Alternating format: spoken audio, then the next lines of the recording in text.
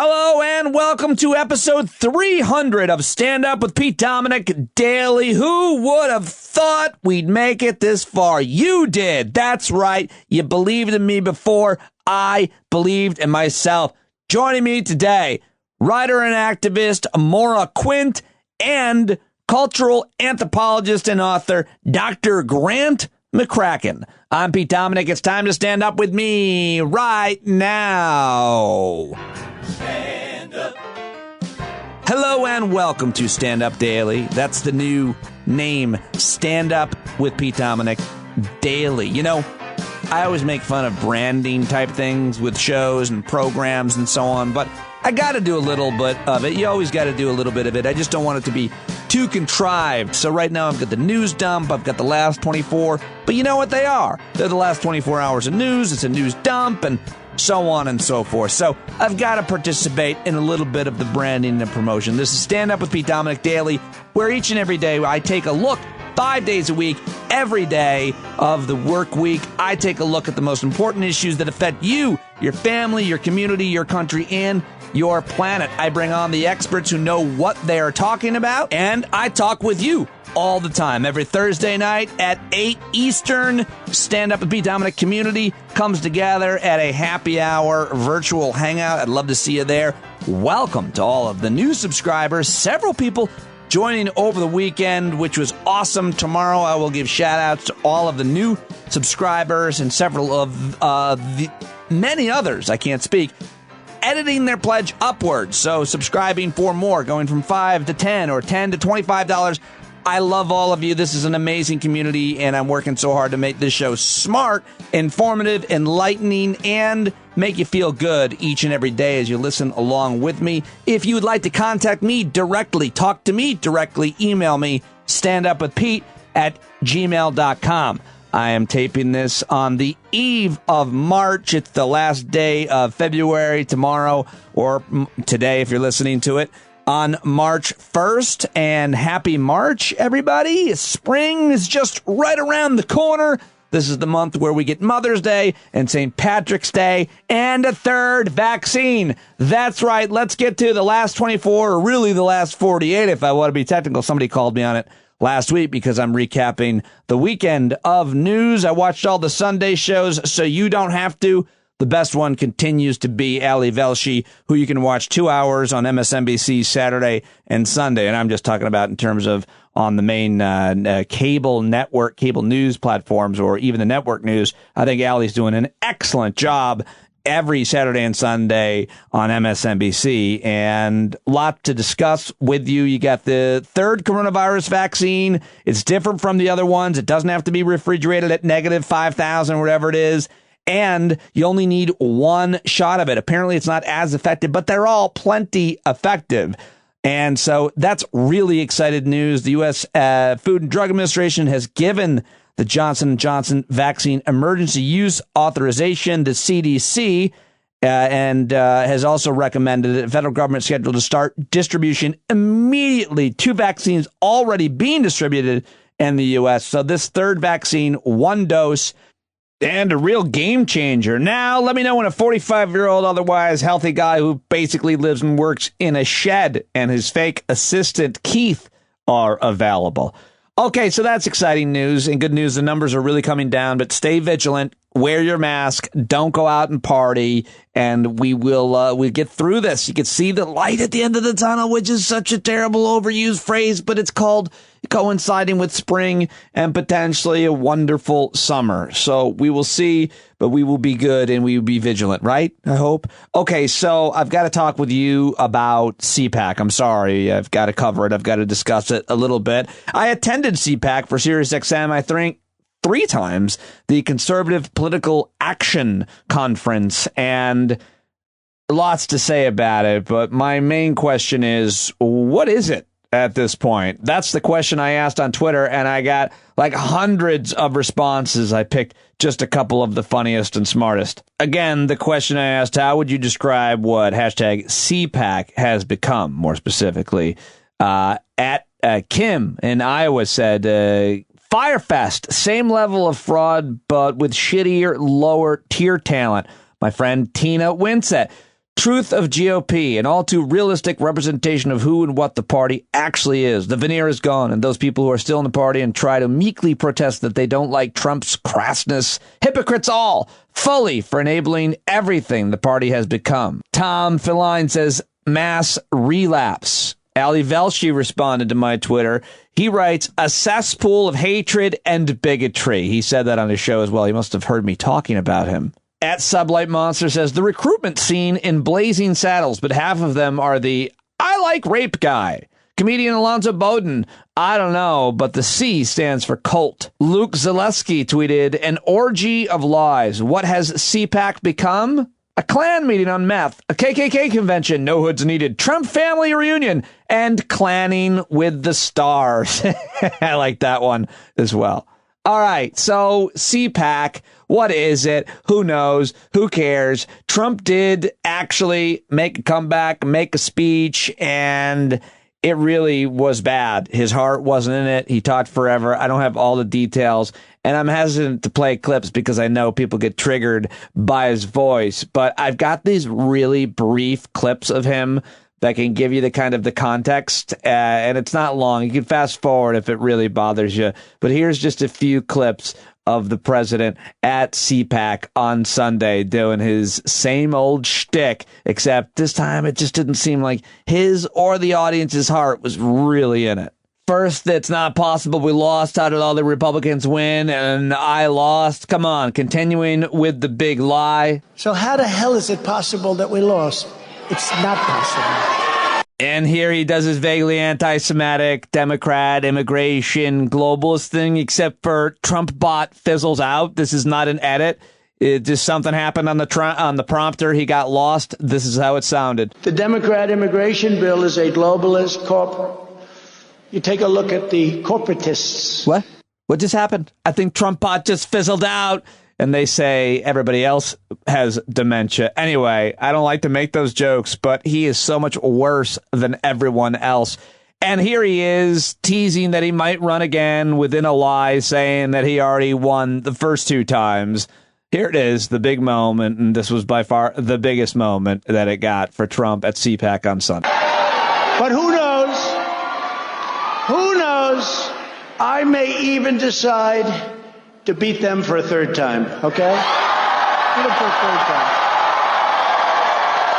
All right, thank you. And that was about as loud as they got for him for his sleepy Jeb Bush low-energy speech. Let's see, what else did he say? Oh, the obligatory cancel culture thing. And in particular, we reject cancel culture.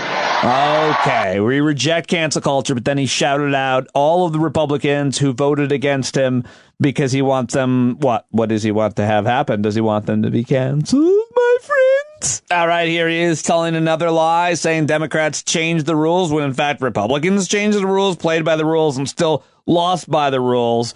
But still, this is one of his faves. The Democrats used the China virus as an excuse to change all of the election rules without the approval of their state legislatures, making it therefore illegal. Oh, yeah, and he said the China virus again with all this anti-Asian American violence. He doesn't give a shit. And here he is misspeaking. He tried to say the word flagrantly and really struggled with it, and it was awesome. A flagrantly unconscious. And here, finally, he's naming names, getting his revenge, and trying to cancel every Republican who voted against him. Name-calling with the classiest of classy. Democrats don't have grandstanders like Mitt Romney, Little Ben Sass, Richard Burr, Bill Cassidy, Susan Collins, Lisa Murkowski, Pat Toomey.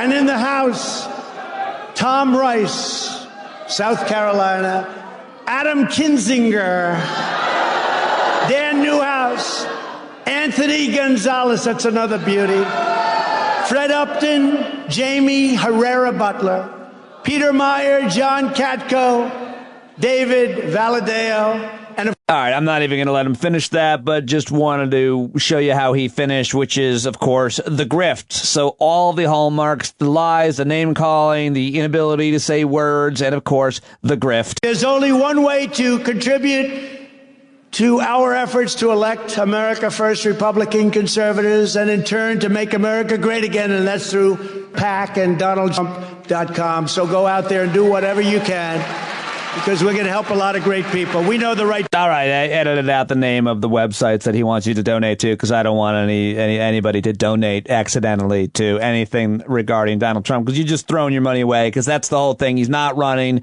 He'll tease that he's going to run. It's all a grift. He's taking people's money. He always has. And he always will, and so will his cretin kids. All right, now here is on Fox News, John Roberts talking to Karl Rove about the straw poll that they always have at CPAC. We saw the results of the straw poll. I thought it was interesting that former President Trump's approval rating was 97%. 95% said that they wanted him to continue, or the party to continue his policies. 70% of people said that they wanted to see him run again, but 55% said that they would vote for him. I thought that number might have been higher. Well, absolutely. Bingo. I agree entirely with you. Remember, this is a group that came to this meeting for largely one reason. President Trump was going to be there. This is the truest Trump believers. And for him to only get 55% says, as I said in my column, he is losing strength because he's not introducing something new. He's losing strength whether he recognizes it. And I think if I were them, I'd take that as a cautionary note. He needs to refresh his act. He needs to change, and he needs to offer a vision for the future. All right. Karl Rove somehow has a job and people listen to what he says about things. Okay. The CPAC straw poll also said that the most important issue facing the country is the big lie. That's right. Election integrity was the most important issue people chose as CPAC at 62%. Then constitutional rights, which they have no idea about. I guess they're probably thinking about the First and Second Amendment, mostly the second. Immigration, border wall, reopening the economy. Second Amendment was 26%. So that's, I guess, separate than constitutional rights. Taxes, budget, spending, national security, foreign policy, dignity, and pro-life was the last most important issue. Climate change, not on there. Racial justice, not on there. And a lot of other things that you would imagine people should care about, not on there. Anyway, that's all for CPAC. Do we really need to talk more about it? If you have any questions, we'll talk about it on Thursday night, and I'm sure I'll ask my guests a little bit about it as well. But I want to move on to more important, I think, issues. And on Friday, the Biden administration made unclassified or released the official United States intelligence report that found that Saudi Crown Prince Mohammed bin Salman, MBS, approved of the killing of Saudi journalist Jamal Khashoggi, or Khashoggi, depending on who you ask. In 2018, the Biden administration Friday announced sanctions against dozens of Saudis allegedly involved in the operation, but no direct penalties against the Crown Prince were included, despite bipartisan calls from U.S. lawmakers for a harsher response. And now President Biden has said Saturday that there will be another announcement on Monday to what his administration is going to do with Saudi Arabia in general. But Jake Tapper was having none of it on his program. I think this was from Friday. He laces into the Biden administration and puts it all in, I think, pretty good context with his show. And here's Jake Tapper on CNN Friday. This afternoon, the Biden administration released a long-awaited intelligence report on the grisly 2018 murder of Washington Post columnist Jamal Khashoggi, confirming the U.S. assessment that Saudi Arabia's Crown Prince Mohammed bin Salman, or MBS, personally approved the Saudi operation to capture or kill Khashoggi, who was a critic of the Saudi royal family. The report from the Director of National Intelligence asserted that it's, quote, highly unlikely that such an operation could have been carried out without the Crown Prince's authorization. The release of the report represents a shift from former President Trump, who, as you may recall, refused to fully accept or even acknowledge the assessment, which had been leaked to journalists, the assessment that the Crown Prince ordered the assassination, which involved use of a bone saw. In fact, Trump was quoted in Bob Woodward's book, Rage, bragging about protecting the Crown Prince from U.S. outrage over the killing, saying, quote, I saved his ass, unquote. The Biden administration has said the president will recalibrate the relationship with the U.S. ally. This afternoon, the administration said it is banning 76 Saudi individuals from visiting the U.S. and sanctioning those involved in the Khashoggi murder, including the Crown Prince's Rapid Intervention Force. Except, notably, President Biden is imposing no restrictions and no sanctions against Crown Prince MBS himself, even though MBS is the man that the Biden administration says ordered this murder of a Washington Post journalist. MBS will not be punished, the Biden administration says, which prompts this uncomfortable question. Is the only difference between Trump bragging about saving MBS's ass and Biden acting as if he has no choice but to save MBS's ass? Is the only difference the words surrounding the decision? All right, Jake Tapper on CNN. Here's more criticism from the Washington Post. This is Fred Hyatt. I think the question is, what can you do so that the next time MBS or another would-be butcher like that is thinking about doing a heinous crime like this, will stop and think it's not worth doing? And so far, the calculation for him is, he's paid a price. And the release of the report last week was a good step forward, but it's not a sufficient price. Biden's own Treasury Secretary, Janet Yellen, last week said that those responsible for the reprehensible murder of Jamal Khashoggi must be held accountable. We now know that the man most responsible is the Crown Prince, and he hasn't yet been held accountable. All right, that's Fred Hyatt on, I think that was CNN. Now, here is Dana Bash on CNN. She had Jen Psaki, Joe Biden's spokeswoman, on and asked her this question. Why aren't there more penalties for MBS? President, he's imposed no travel ban, no asset freeze, no criminal charges, and most importantly, no sanctions directly on the Crown Prince himself. Why not? Well, first, Anna, from the first day of the administration, we have been crystal clear at every level from the president on down. We're going to recalibrate this relationship and turn the page from the last 4 years. And that means ending our support for the war in Yemen, doing more to address the humanitarian crisis, and ensuring that we are holding to account the actions, the human rights abuses of this government by word and by action. The release of this report, which was held back over the last 4 years, is part of that, making that clear to the public. But we've also taken a number of steps through the Treasury Department, through the State Department, to sanction the deputy head of intelligence, to sanction the revolutionary forces in Saudi Arabia, and to make clear that we will never let this happen again. And that's a message we've clearly sent over the last few days. Okay, but you're talking about the people who are under the Crown Prince, and they are being punished. So isn't punishing them like punishing the hitman and not the mob boss who actually put out the hit? Well, first, Anna, historically, and even in recent history, Democratic and Republican administrations, there have not been sanctions put in place for the leaders of foreign governments where we have diplomatic relations and even where we don't have diplomatic relations. And we believe there is more effective ways to make sure this doesn't happen again, and to also be able to leave room to work with the Saudis on areas where there is mutual agreement, where there is interest, national interest for the United States. That is what diplomacy looks like. That is what a complicated global engagement looks like. And we have made no secret and been clear we are going to hold them accountable and on the global stage and in with direct actions. Yeah, I hear you, but you say hold them accountable, and it just doesn't look like that when it comes to the notion of justice. And the question is, do you feel like justice has really been done when it comes specifically to the Crown Prince and his role in the brutal murder of a journalist because the journalist was working on stories that were challenging him? Well, this is a horrific crime, and the president has said that himself. I will reiterate that here today. One of the reasons the State Department put in place what we're calling the Khashoggi Rule is because we believe that anyone who threatens journalists, who threatens dissidents, should be held to account and should potentially have their travel visas revoked. That's a global issue and one we took action on Friday. At the same time, Dana, it needs to be clear that our relationship with Saudi Arabia is one that is in the interest of the United States to maintain, while still being clear it will be recalibrated. We are going to hold them accountable for human rights abuses, and we're going to take actions, including the actions announced by the State Department and the Treasury Department on Friday. All right, Jen Psaki on CNN. She was also on Fox News Sunday doing her best to spin this, but it's ugly in many different ways and a lot of questions. But I do think it's a complicated relationship and the history there as well. It's a pretty horrific regime in terms of human rights violations. And where do the Saudi American interests align?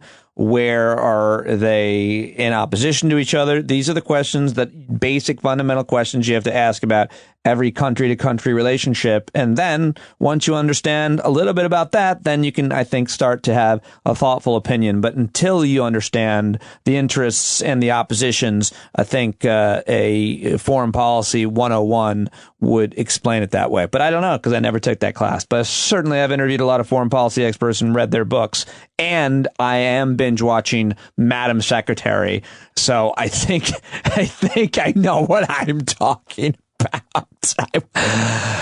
All right. So here is on Fareed Zakaria's show, which does cover, and I also watch that show, a lot of foreign policy issues. And here is Professor from Harvard Kennedy School, Tarek Massoud. First of all, I think Mr. Christoph is exactly right in terms of his evaluation of Mohammed bin Salman as a statesman, his moral evaluation of Mohammed bin Salman. But I think he's not quite being fair to the Biden administration, and he's not quite being realistic about politics in Saudi Arabia. I think, as Professor O'Sullivan said, what the Biden administration has done is not nothing. It's not the Biden administration that sent the message to Mohammed bin Salman that he has impunity. It's the Trump administration that did that. And the Biden administration has actually started to pull back on the slack that the Trump administration gave to Mohammed bin Salman. It's not just that they have now named Mohammed bin Salman as the murderer of Jamal Khashoggi, but the Khashoggi ban that they've imposed on top Saudi officials is an unprecedented step. The U.S. overtures to the Houthis in Yemen, the noises that the United States has been making about the war in Yemen, I think these are all fairly significant things. But also, as I said, Mr. Christoph, I think, is not being totally realistic about Saudi Arabia. The king of Saudi Arabia, as was said, is 85 years old, and Mohammed bin Salman has spent the last 5 years gathering up all of the threads of power in that country in his hands. And you only need to read the book of Mr. Christoph's New York Times colleague to get a full sense of what Mohammed bin Salman has done. He's not just the crown prince. He's the deputy prime minister. He's the minister of defense. He's the chairman of the $400 billion public investment fund. The Saudi Soccer League is named after Mohammed bin Salman.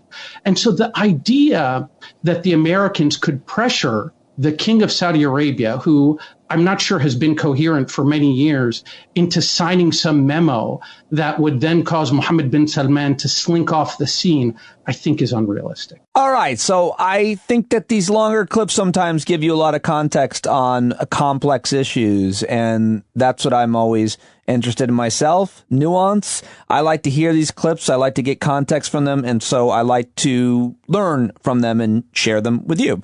Also, got to mention the 78th Golden Globe Awards. I mean, I don't have to mention it, but they were last night and they were a big deal. The ceremony was virtual because of the pandemic, obviously. Tina Fey and Amy Poehler co-hosted the show, and it's a real dumb award show that I guess the whole organization is awful, and there were like no black voting members. It was a very awkward and weird program, but there's always some good speeches that are interesting. I like to see the excerpts of these award shows, the awkward moments, the funny jokes, and of course the impassioned speeches from actors who often, I don't criticize them as much as other people. I think they often do try to be the change that they want to see. They put their money where their mouth is. They do actual advocacy, and I respect that. I think that's good. And that's exactly what Sacha Baron Cohen did when he got the spotlight on the Golden Globes last night. He used his Golden Globe acceptance speech to mock Rudy Giuliani. He's also sure to mock the Hollywood Foreign Press by opening and saying thank you to the all-white. Thank you to the all-white Hollywood Foreign Press. I've got to say this movie couldn't have been possible without my co-star, a fresh new talent who came from nowhere and turned out to be a comedy genius. I'm talking, of course, about Rudy Giuliani. I mean, who could get more laughs out of one unzipping? Incredible. Our movie was just the beginning for him. Rudy went on to star in a string of comedy films, hits like Four Seasons Landscaping, Here Die Another Day, and the courtroom drama, A Very Public Farm. Very but seriously, public the revelation, the sensation was Maria Bakalova. She's incredible. All right, he goes on to give a more serious and thoughtful thank you to the cast and crew. It was good stuff. But the only reason I really knew that the Golden Globes were on, because I'm in here editing and putting together today's episode, is I'm checking Twitter as you do, and I see that Jane Fonda is trending. She got the Cecil B. DeMille Lifetime Achievement Award, and her speech, which goes about 3.5 minutes, and I think it's worth listening to the whole thing, was given a lot of respect, a lot of attention and accolades. And so I wanted to share it with you because I like Jane Fonda and I like this speech. I think you might as well. Thank you, all the members of the Hollywood Foreign Press Association. I'm so moved to receive this honor. Thank you. You know, hi, Amy. We are a community of storytellers, aren't we? And in turbulent, crisis-torn times like these, storytelling has always been essential. You see, stories have a way they can change our hearts and our minds. They can help us see each other in a new light, to have empathy, to recognize that for all our diversity, we are humans first, right? You know, I've seen a lot of diversity in my long life, and at times I've been challenged to understand some of the people I've met. But inevitably, if my heart is open and I look beneath the surface, I feel kinship. That's why all of the great conduits of perception, Buddha, Muhammad, Jesus, Lao Tse, all of them spoke to us in stories and poetry and metaphor, because the non-linear, non-cerebral forms that are art speak on a different frequency. And they generate a new energy that can jolt us open and penetrate our defenses so that we can see and hear what we may have been afraid of seeing and hearing. You know, just this year, Nomadland helped me feel love for the wanderers among us, and Minari opened my eyes to the experience of immigrants dealing with the realities of life in a new land, and Judas and the Black Messiah, Small Axe, U.S. versus Billie Holiday, Ma Rainey, One Night in Miami, and others have deepened my empathy for what being black has meant. Rami helped me feel what it means to be Muslim American. Oh, I May Destroy You has taught me to consider sexual violence in a whole new way. The documentary All In reminds us how fragile our democracy is and inspires us to fight to preserve it. And a life on our planet shows us how fragile our small blue planet is and inspires us to save it and ourselves. Stories, they really can change people. But there's a story we've been afraid to see and hear about ourselves in this industry. A story about which voices we respect and elevate and which we tune out. A story about who's offered a seat at the table and who is kept out of the rooms where decisions are made. So let's all of us, including all the groups that decide who gets hired and what gets made and who wins awards, let's all of us make an effort to expand that tent, so that everyone rises and everyone's story has a chance to be seen and heard. I mean, doing this simply means acknowledging what's true, being in step with the emerging diversity that's happening because of all those who marched and fought in the past and those who've picked up the baton today. I mean, after all, art has always been not just in step with history, but has led the way. So let's be leaders. Okay, thank you. Thank you so much. All right, Jane Fonda. And happy birthday, Tommy Tune. Happy birthday, Tommy Tune. And Jane Fonda on the Golden Globes Lifetime Achievement Award. All right, I got to get to the news dump, but I do want to mention, and certainly not avoiding, I talked about it with Maura Quint coming up, but the news that now a second former aide has come forward and accused the governor of my state, Democrat Andrew Cuomo, of sexual harassment. And it's interesting accusation. 25-year-old woman said the governor never tried to touch her, but she absolutely felt he was making an entreaty to a sexual relationship, which made her horribly uncomfortable and scared. And in response to the allegations, he said he's requested an independent review into the matter. And he wrote a note. He posted a note last night trying to, I don't know, save face, I guess. But I think that, I don't know. I don't think he's going to be able to weather this storm. I certainly don't support him. But I think there's a lot of other qualified people who'd be great as governor of New York and do a great job. So there you go. We'll talk and learn more about that and obviously follow that story. But right now, let's dispense with the politics and the COVID and get to another news dump. When marauding raccoons are coming for you, it's the news dump. What the hell? The hell kind of news dump intro was that, Pete? That's Pete Coe with another news dump jazz jingle, he called that. All right. Send your news dump jingles to standupwithpete@gmail.com. All right, let's start the news dump in lovely Canada, where the kind people there are sending each other postcards. Chances are it's been a while since someone sent you a postcard, but apparently Canadians can all expect to receive one soon. It's going to be blank, but it's all part to help Canadians stay connected during the pandemic, according to the CBC. Beginning Monday, Canada Post, the country's main postal operator, is going to send postage-paid postcards to every residential address in Canada, amounting to about 13.5 million postcards. Really? From there, Canadians are encouraged to think of someone you're close to, but who's been further away than you'd like, then write them what you feel. I love this idea. Congratulations, Canada. You continue to be better than us. Let's head off to the coast of Hawaii, where a flight instructor and a student pilot were rescued by a U.S. Coast Guard crew Saturday night after their plane experienced engine trouble, forcing them to ditch the aircraft in the ocean.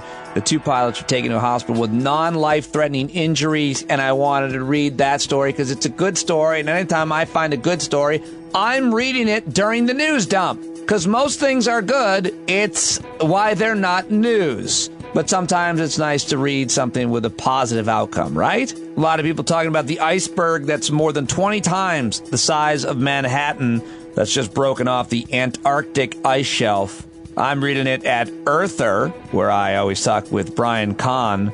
The ginormous iceberg measuring roughly 490 square miles. Apparently, the calving event doesn't pose any immediate threats to the base on the ice shelf, but scientists are monitoring the situation.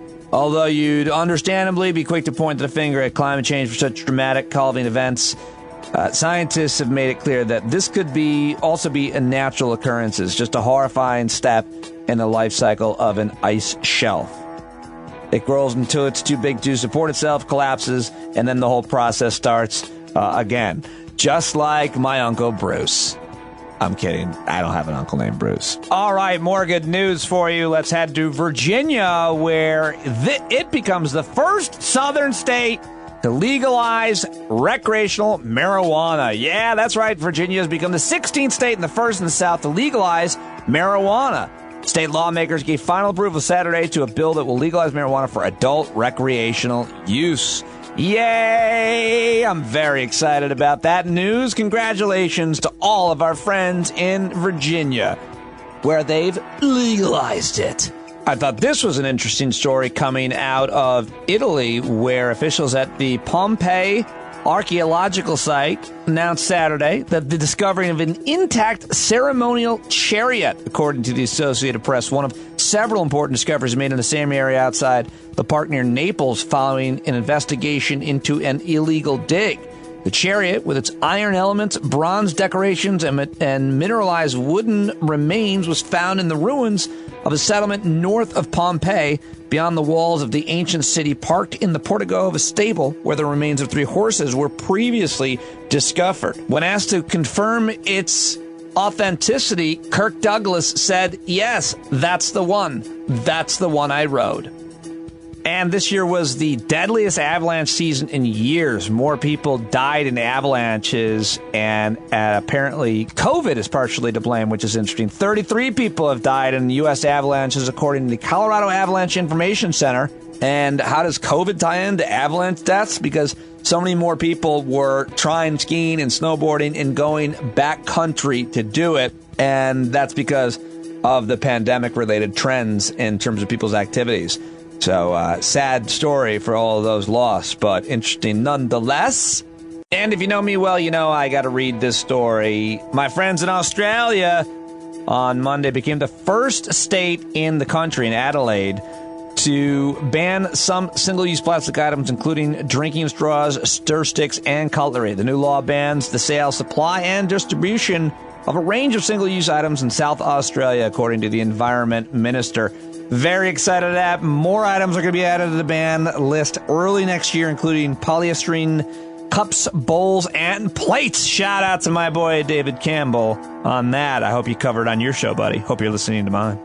All right, now it's time to wrap up the news dump, folks, and get to my first guest today. She's become a really good friend of mine, someone who I think is an excellent writer and an activist who has always tried to be the change that she wants to see. I think she is the executive director at TaxMarch, taxmarch.org. She's a contributing writer she's been contributed to The New Yorker and McSweeney's and The Onion. She's hilarious. She's brilliant. She's on Twitter at Behind Your Back. Here is my latest conversation with Maura Quint. Okay. If everybody here does not follow you on Twitter, they're really missing out because you really knock it out of the park. Hi, how are you? I'm good. How are you? I'm good. I have a lot of questions for you. Fantastic. That's wonderful. I've just loaded myself up with answers. Okay, well, good. I'm glad because, and I want to start with a somewhat personal about your philosophy about politics, because we've talked for many times for a long time. I've gotten to know you pretty well, and I love following you on Twitter and read everything you're writing. But I've never really actually asked you kind of what instructs or informs or inspires your moral or political philosophy. You're really a passionate person about all kinds of things, and I'm wondering what it was. What made you this way? What made you this way is such a good general question. Morally, everyone me is just like, what the fuck made you this way? How did this happen? It's also like one of those things that is very hard to answer, because it's not as though I don't have like a wonderful singular moment where I can be like, this is my origin story. I like walked into a nuclear plant and was bitten by a radioactive progressive. Like that didn't happen. So otherwise, I actually like grew up in a very, like, my dad's Republican. My family is all sort of conservative. The area I came from is pretty reddish purple. That was like the world surrounding me. What area did you come from? Central Pennsylvania. All right. Yeah. Biggest town or city closest to you was? Harrisburg. Mm-hmm. And what do we need to know? What do we need to know about Harrisburg? So someone the other day was asking me like, all right, well, where are you from? And I was like, well, 3 Mile Island, like that accident. Like I grew up pretty close to that. And the really, really upsetting thing was that I didn't realize that I was talking to someone in their 20s. And they're like, no, I've never heard of that. And I was like, God damn it. I thought you were going to say they had a snappy comeback. Well, that explains everything, Maura. You grew up near a nuclear meltdown. It was worse. My references, which I thought were just universal sort of historical references, have become like completely dated. And now they're just like, not only do you part your hair on the side and wear skinny jeans, you also know about, potential disasters that never happened. Wait, quickly, I saw a thing going on with women on social media, hair parted in the middle or on the side. What is happening? What do I need to know for 5 seconds of my life? There's a whole like Gen Z millennial fight where like Gen Z is rebelling against millennials, and the fact that millennials part their hair on a side is like passe and stupid, and Gen Z parts it in the middle, and they're like over skinny jeans. That's like a dumb millennial thing. I'm neither millennial nor Gen Z, but skinny jeans are over. They're over. They're out. That's not cool. Well, what are they wearing now? I haven't gone that far. I don't know. I don't know what they wear. I just know it's not cool. Well, you have younger boys. I have Gen Z girls, so I'm just trying to keep up. I didn't realize any of that, but I picked up on some of the hair parting stuff, and then it was a hair thing, so I looked away. Okay, so back to your moral philosophy. Growing up where you grew up in central Pennsylvania, your parents Republican, but was there like a book, a professor, a personal experience, a Lifetime movie of the week? There wasn't. There was like this slow course of me sort of just reading more and learning more. And eventually, honestly, what it was that like the more that I became in proximity to power and wealth, the more I realized that none of these people have any fucking rights to be in charge of anything. And I started to like, I had sort of been brought up with this like, this meritocracy mindset of like the reason that people are powerful or wealthy is because they earned it in some way and they deserve to be there. And I sort of believed like, well, I guess our elected leaders are basically really smart, probably, even if I disagree with them, like they're at least coming from that sort of intelligent perspective. And then I started getting jobs where I was around very wealthy, very powerful people and very quickly recognized, these people they're not smart. They're not particularly capable. They're like, they just got really fucking lucky. And that started like rearranging all of my viewpoints. And I had to question everything that I sort of came from and go like, well, wait a second. Why do they have power? Why do they have wealth? And, so that was it though. But it was a series of getting to know people who were in a certain world of affluence and stature and looking at them and their life's path and go, I described that when I was at SiriusXM and walking into some of these C-suite offices, executives' office, and really deeply, especially after coming from the comedy clubs and seeing all types of talent in different ways, walking in some of these offices, like, where does the talent lie? Like, I don't understand how you got this. How did you get to this office? You're not an impressive person at all. And then I'd start to unpack it and it would be like about their network and who their family was and what school. Is that what you mean?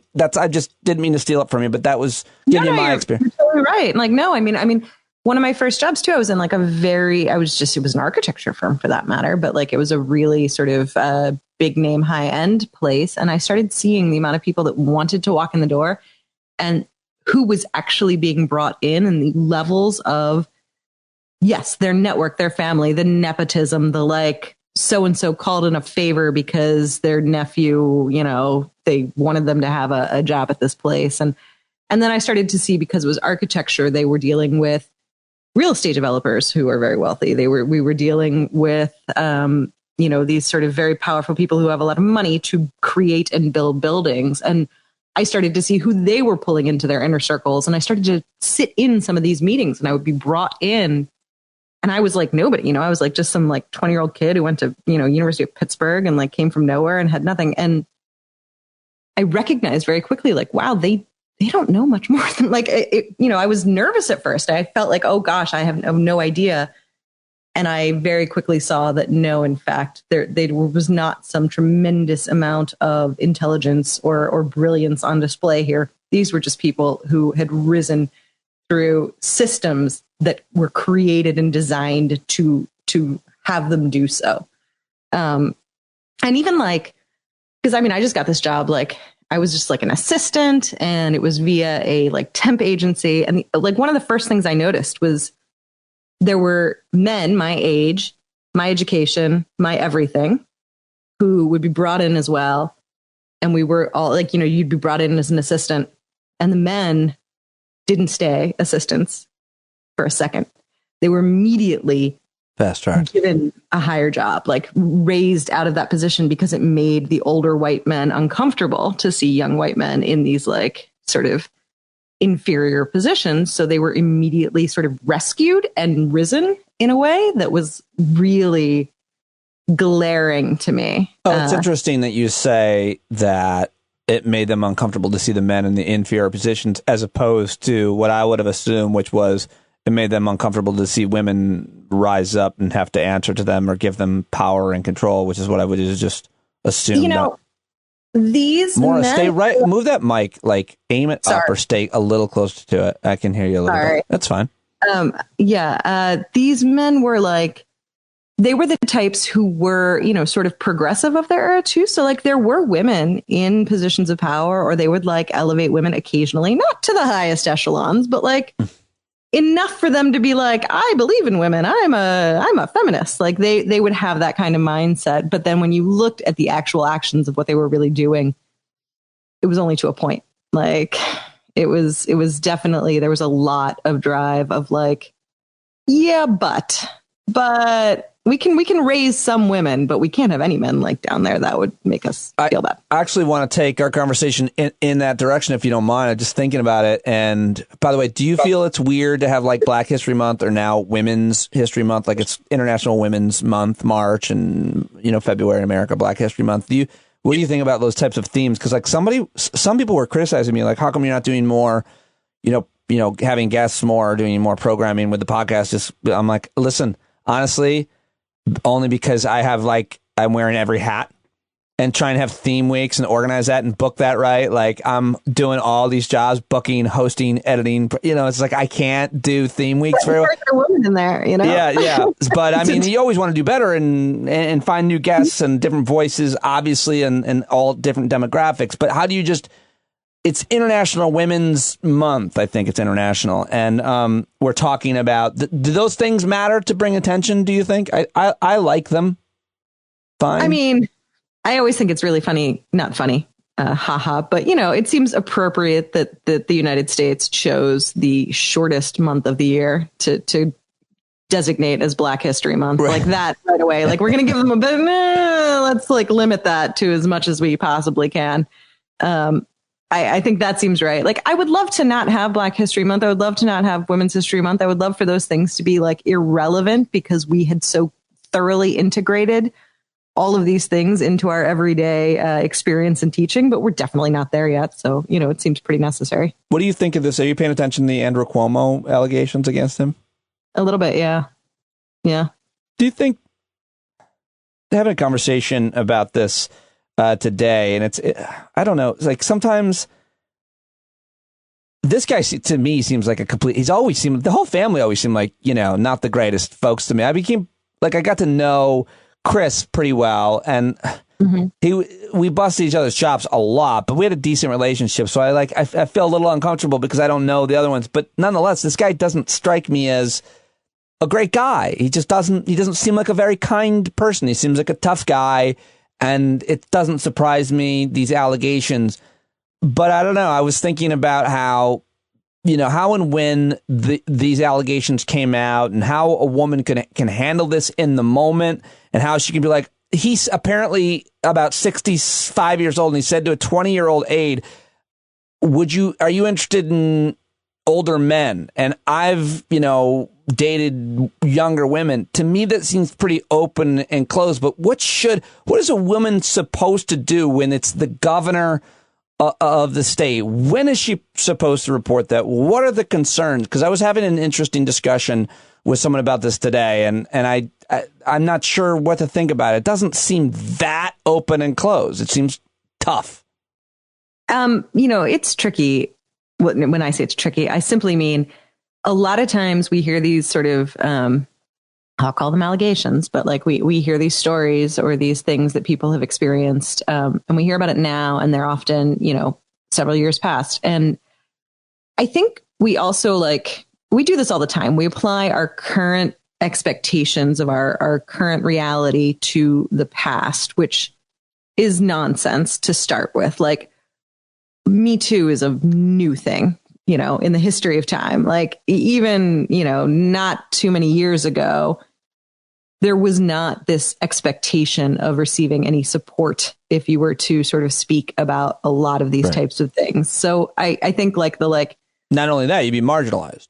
Right. And so well, why didn't she say it then? Like, who the hell are these people? Like, who are you supposed to say it to? I mean, as I was a young woman in all of these worlds, and I never, I don't have stories of assault, but I have plenty of stories of that type of thing, of just inappropriate, having to kind of do that little half laugh, half discouraging, half like, please Any don't you fire want to share? me.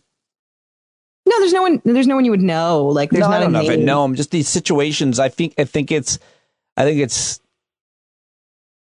helpful, especially for men, to hear like situations. I've always said, in these men should just be listening.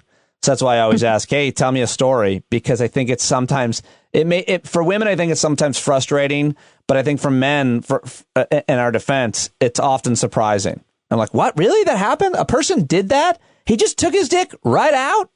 I don't know why I became Seinfeld.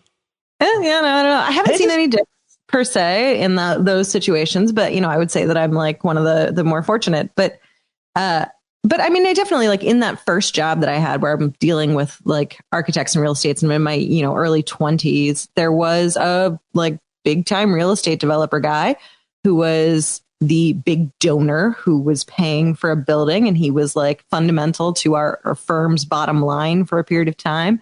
And if we lost that project, it was going to be a real problem.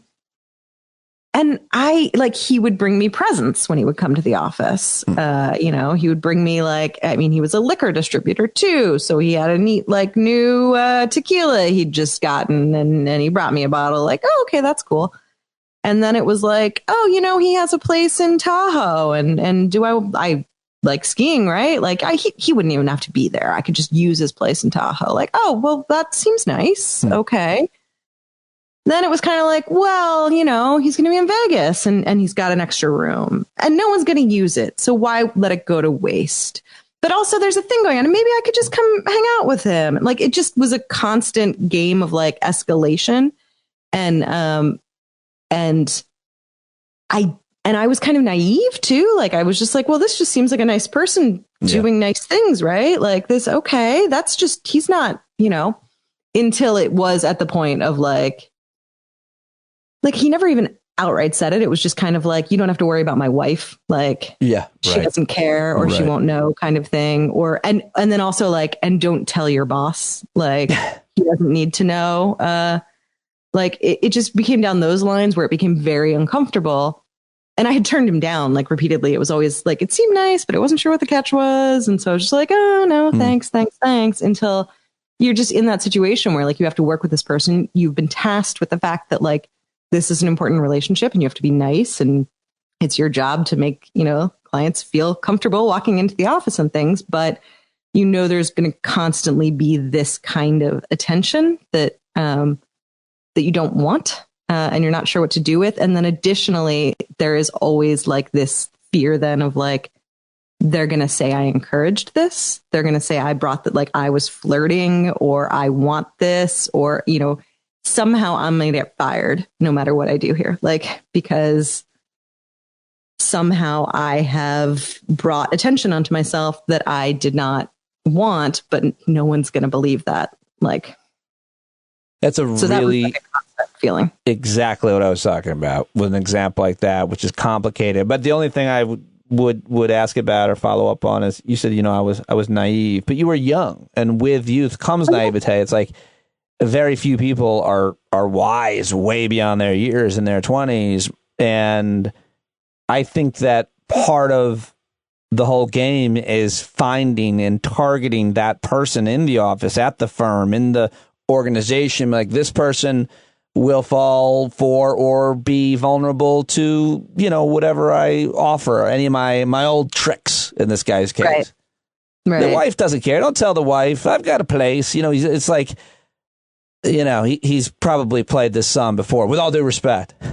No, it's fine. I did not necessarily walk away from that feeling like a special little flower. It's okay. You've crushed nothing for me here. All right. I realized, as I was saying, I'm sure you were a special 20-year-old young person in the firm that this guy wanted to prey upon. Exactly. So where do you think, kind of like, is there any way to ask where you think we're at when it comes to equality in America? I mean, there's now some controversy about passing the ERA because it's beyond the statute of when it was supposed to be. Still, I guess it was 7 years from when it was originally passed. But then you've got Kamala Harris, who's a vice president, and you've got the Me Too movement, and you've got all kinds of really interesting things happening with women and feminism. And of course, you've got the backlash to all of it. So is there any way for you to answer in a conversation with me about where you think we're at in America in terms of feminism and women's liberation and equality, or however you want to discuss it or label it? I mean, for me, I always sort of think of any issue and I think about like how long it took to enact an 8-hour workday and where we even are in that. Like, I mean, over 100 years from the start of that fight, like well over. And so, I mean, it's just like, it's always a trudge, and it's very hard to be in the middle of anything and be able to pinpoint where on a spectrum you might be falling. I have no idea when we will be at a point of full, true equality. We're not there yet. I mean, I look at like Madison Crawford, whatever the hell that punk's name is. The congressman from North Carolina who beat my friend Mo Davis somehow. Right. So, I mean, he just got elected, and, he was at this school. Very handsome in the face. I'll give him that. Right. He got a real nice job. He was in a school for one semester. The school had like 400 students, 150 of them signed a letter saying this guy is a sexual. What? What? Is that new? I saw it within the last day, but I don't know exactly. God, that's crazy. I did see something about that, but I didn't realize that was the allegation. I mean, it couldn't have come out during the campaign. I don't know if it would have hurt him, but good God. It did, and it didn't hurt him. Like, it's like, that's where I'm like, okay, we have a situation where you have that many people saying like, there's this is a bad guy. This is a bad guy who should not be allowed to progress in life. And then now he's serving as a congressman. Like, that's not great. That tells me where we are in terms of feminism. And well, that's also a great answer, though, that you gave to a ridiculous question for me to ask about. When you're in the middle of it, it's kind of hard to have a perspective to know where it is. And I appreciate that. But talking about the 8-hour workday, let me pivot now to the minimum wage, of course. Tax March, your organization has been all over this for a long time. Maura, make the case now for a $15 minimum wage, and make it to my friend who owns a Smoothie King and says that it would bankrupt her. Well, I mean, look, I'm making the case for a $15 minimum wage. The minimum wage should be like $23 right now. I'm actually we're already at the negotiating point where we've already gone backwards. I should be saying for much, much more. If we had kept up with inflation, we'd be in the $20 something range. So now it's just like, all right, well, let's backfill here up to a point. We are way past the time where we need to change our national minimum wage laws. We are at a moment of wealth inequality in this country that is just absolutely staggering and getting worse and worse and worse and worse. And that helps no one. I mean, it just harms all of us when we have huge, huge segments of the population who are suffering, who cannot live, who are, don't know if they can pay rent or for food or whatever. That's not a good place to be. I mean, even if you just want to argue from a pure, shitty, self-interested capitalist kind of place, you want your workers to not live on the street because you want them to show up healthy and be able to work and be productive, right? You want them to bleed the most out of them. So they need to have a general standard of living to allow that to happen.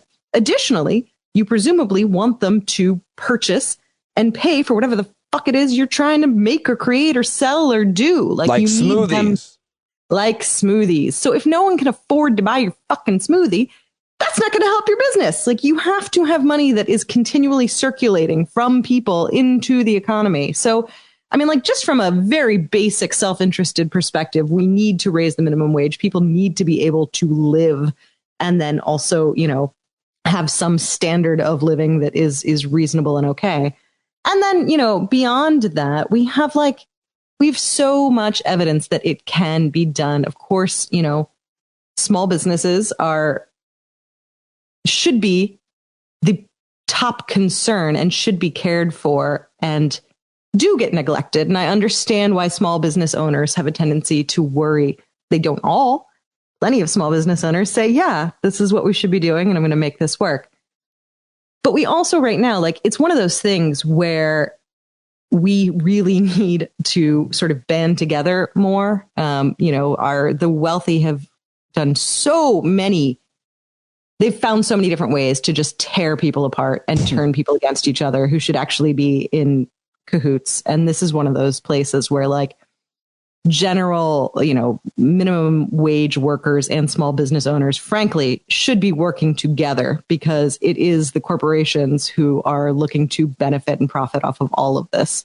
And things should be put into place such that both small businesses and workers can thrive. We have the opportunity to do all of these things, but instead corporations like to turn to small businesses and say, see, this is going to bankrupt you. You should be against this. And unfortunately, some small business owners fall for it. So it's not going to make it into the $1.9 trillion coronavirus relief bill. And there's talk of doing different things to try to force companies to have to pay higher wages, like taking away some of their tax credits that they get if they're not paying this and that. What do you make of the news that it's, the parliamentarian said it was not allowed to be put in, and the potential that there's anything you can do in any other way to force companies to pay more or to get us to a higher minimum wage, period?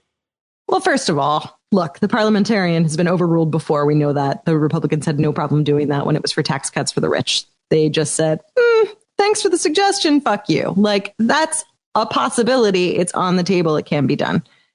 But yeah, we don't expect that the Biden administration is going to do that. That's certainly the posture they've been taking. And I think you're referring to the Bernie Sanders had put forth this potential sort of Plan B bill to force corporations, but it looks like they're sort of backing away from that right now, saying it was facing too many problems and they want to move more quickly. So now, I still do see a lot of commitment from politicians, Democratic politicians, to this idea. And it seems like, if the Biden administration is going to refuse, if Kamala Harris is going to refuse to override the parliamentarian, looks like we're talking about getting rid of the filibuster. And let's get rid of the fucking filibuster. So, that is absolutely a way forward. I think it's a very smart one to take at this moment in time. What about if you or your organization thought about, or has there been any movement in raising corporate tax rates back to where they were before the Trump tax cuts? From my organization? Yeah, absolutely. But it looks like I know that Yellen proposed raising them, but not to pre-2017 levels. So it was sort of a good start. I think she was proposing 28%. It was, I want to say 32%. My numbers might be off there because I'm not staring at it right now. And all of the numbers bounce around in my head a little bit wrong sometimes, but somewhere in that sort of range. And yeah, I think we do need to go back to pre-2017 numbers. We were not facing some terrible thing that needed to be fixed at that moment in time. I mean, you think about how much money those the tax cuts were and how much they, quote, added to the deficit. And now they're protesting helping people during a pandemic. Do you have any thoughts about the I guess they would argue that the tax cuts created money or jobs or whatever, and that this is just a handout to people who don't want to go to work. I guess that's their argument. I don't know. They don't have an argument. That's just it. Like, I guess that would be their argument, but they don't even fucking try it anymore. They are just full on. I mean, it's funny to me when you're like, do you have any thoughts? I'm like, do I have any thoughts about the thing that I scream about all day? Yeah, I mean, like, I got a few. I don't know. How loud do you want me to be? Yeah, it's absolutely ridiculous. But I don't even think that they're trying to hide it at this point. Like, they don't care. They just assume that they can distract voters with like these shiny cultural objects that they want to. They can just say like, hey, immigrants are bad. And, look at the flag. It's pretty and we love it. And, the Confederate one wasn't so bad. Hey, like they feel like they can like kind of lean on that and just full on like distract. They don't even feel the need to speak to their hypocrisy or to like talk about it. They've just fully, like, Republicans have just fully gone in on like, why don't we just lie? Like, we'll just say we're I think for it's you. funny. I almost think it's lame and boring for liberal Democrats to argue and point out hypocrisy It doesn't matter. Yeah. Like, I was thinking about this today, and this has been going on forever, where they're just going to, they get away with just being like, we didn't do that. Like, yeah, you did. I just saw you take the socks out of my drawer. I didn't take the socks out of your drawer. I saw you take them out. We didn't take them out. We didn't take those socks out. We didn't. Also, immigrants are bad, and they have a lot of socks. I don't know. You should think about that, I think. That's a good point. You do make a strong point. I knew you were going to say something about the socks.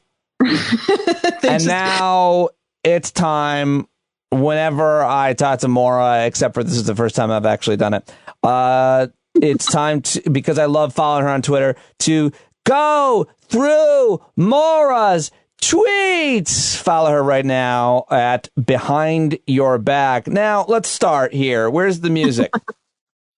Oh, we don't have any. Okay, we'll put it in the post. Here it is. This is a tweet of yours from mid-February. You tweeted, whoever started that, quote, do not speak ill of the dead thing must have been a real piece of shit. So we have your thoughts there. But here's the twist on this tweet. This was you retweeting your own tweet from 2019. So the question becomes, who died in August of 2019 that you originally tweeted that about, so that you could then retweet it? And this is a response to the great, the legend, the icon, the greatest, great American patriot, Medal of Freedom winner, Rush Limbaugh dying. Who was it? I have absolutely no idea. Oh, There's come just on. been so many people. No, but I have no clue. I'd have to like go back through. Bill O'Reilly. I wish. Don't say that. Don't get my hopes up. That was mean. It's not right, man. It's hard enough. Come on. You don't remember. Okay. I can't wait for him to die. Your no, I don't thoughts. remember. So you're starting to express your thoughts about how you feel about certain people and their death. How do you justify speaking ill of the dead? Wait, the question I just asked you can be answered by your own tweet. And it's this. Yeah. A fun thing about Twitter is that you know with absolute certainty there would have been people being like, how dare you? A man died today after they found Hitler in the bunker. I mean, it's, I immediately sort of made fun, I suppose, of your hero and mine, Rush Limbaugh's death. But there were many, many people who were very outraged at that and definitely wanted to tell me, some of whom were absolutely conservatives who they love that man from day one. He stood for everything they believed in. But there were plenty who were, liberals of a certain stripe who just found it distasteful. And that actually is just very funny to me. Why? Frankly. Why do you have no patience, or why are you so close-minded to that kind of moral belief that you should not talk about, you should not speak ill of the dead? Is that a religious thing? Yeah, I really don't totally know where it came from. And I will say, I definitely grew up in a household where, you did not speak ill of the dead. That was, a thing. And I almost got the sense that it was almost like a superstition or something. Like you'll call their ghosts to you and they'll haunt you. That was the sort of feeling that it had. That'd be awesome.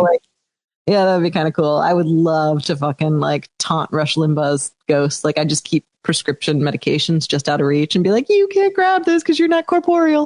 That'd be really fun. But I don't know where that whole freaking deal started at all. I just know that it's nonsense. I don't understand the idea that I will mock you endlessly because you're a bad person who has done bad things right up until the point that you die. And now I'm supposed to do what exactly? I'm supposed to honor the memory of your evil dipshitness.